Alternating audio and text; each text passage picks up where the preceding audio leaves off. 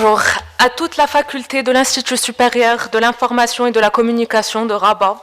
Mesdames et messieurs, merci d'être présents aujourd'hui à cette cérémonie commémorative en hommage de mon père, feu Dr Mohamed Talal. C'est un honneur d'avoir à prononcer ce discours aujourd'hui, malgré que le fait que mon admiration pour lui va au-delà des mots et qu'il y a tant à dire sur ce grand homme, ce maître à penser, qu'il est difficile de résumer en quelques mots qui Mohamed Talal était, sa vie et l'impact qu'il a eu sur tellement de générations. Mais je vais tenter de le faire. Aujourd'hui, nous honorons la mémoire d'un homme qui a su éveiller les esprits, influencer et guider de nombreuses générations.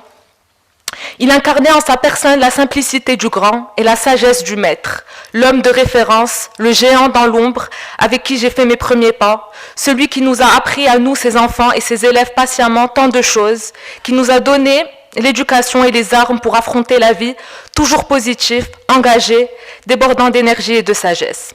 Un militant des droits de l'homme, plus précisément un militant pour la liberté, la démocratie, l'éducation et un militant pour les droits de la femme arabe.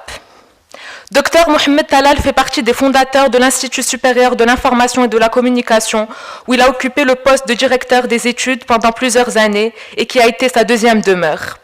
Il était également le fondateur et le directeur de l'Institut supérieur de journalisme et de communication à Casablanca, qui restera son plus grand héritage. L'homme des médias est connu aussi pour sa contribution à l'enseignement et la formation de plusieurs journalistes africains et arabes qui travaillent actuellement dans diverses institutions, aussi bien à l'échelle nationale qu'internationale. Dr Mohamed Talal était aussi professeur à la faculté Hassan II des sciences juridiques, économiques et sociales à Casablanca. Il fut également président de l'Union marocaine des recherches en communication et chargé de missions auprès d'organisations internationales et régionales comme l'ICESCO et les Nations Unies, plus précisément l'UNESCO et le Fonds des Nations Unies pour la population. Il a aussi suivi sa passion d'apprendre et de partager ses connaissances dans d'autres pays arabes. Ses cours ont été donnés au Maroc, mais aussi aux Émirats arabes unis, Irak, Tunisie, Égypte et bien d'autres pays. Il a un doctorat d'État en sciences de la communication, lauréat de l'École supérieure de journalisme en Algérie. Le défunt était réputé pour son dynamisme et son sens du contact humain et figure parmi les plus grands historiens des médias au Maroc. Écrivain de plusieurs livres, parmi ses contributions figurent ses œuvres « La communication dans le monde arabe » et « La condition de la femme dans les médias arabes ». Ces différents livres et recherches sont considérés aujourd'hui comme des repères dans l'histoire du journalisme et de la communication au Maroc.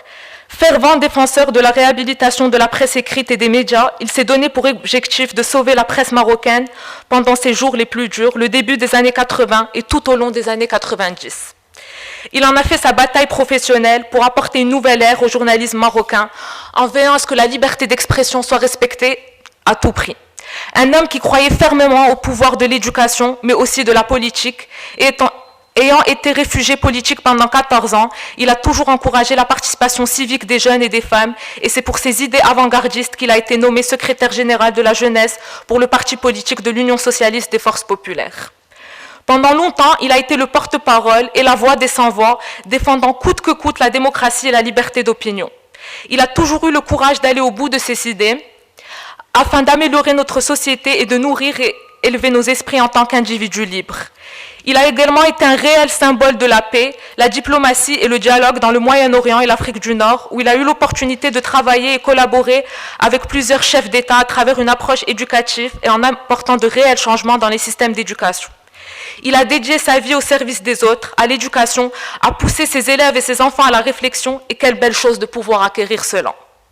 Il a appris et formé ses élèves sur des bases et valeurs très importantes du journalisme qui sont l'ouverture d'esprit, l'importance de la culture générale, le devoir d'informer, l'intérêt public, le respect, le droit de savoir, révéler la vérité, dénoncer les injustices dans la neutralité la plus complète dans la pratique journalistique.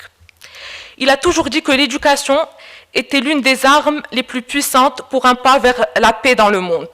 Une vie au service des autres ne l'a pas empêché de rester très attentif et proche des siens. Il a été un père et un grand-père attentif et exemplaire. Il a été un véritable pilier dans la vie de sa famille, l'homme de la situation, sensible, aimant, tendre, généreux et fort à la fois. La presse nationale et arabe a certes perdu le 17 septembre un de ses grands noms, mais son âme, son savoir-faire, son savoir-être, son éducation, son impact et ses idées seront présentes à tout jamais.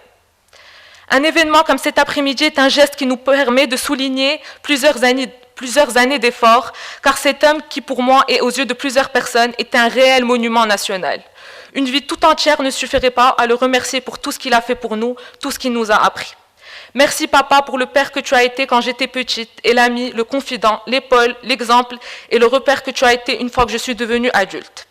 Quelle chance de t'avoir eu comme père et mentor et de t'avoir eu à mes côtés pendant 26 ans. Je tiens à remercier infiniment l'ISIC Rabat pour l'organisation de cet événement qui honore la vie de Dr Mohamed Talal et pour les gens ici présents aujourd'hui malgré les circonstances actuelles et pour tous les chaleureux témoignages faits à son égard. Merci beaucoup.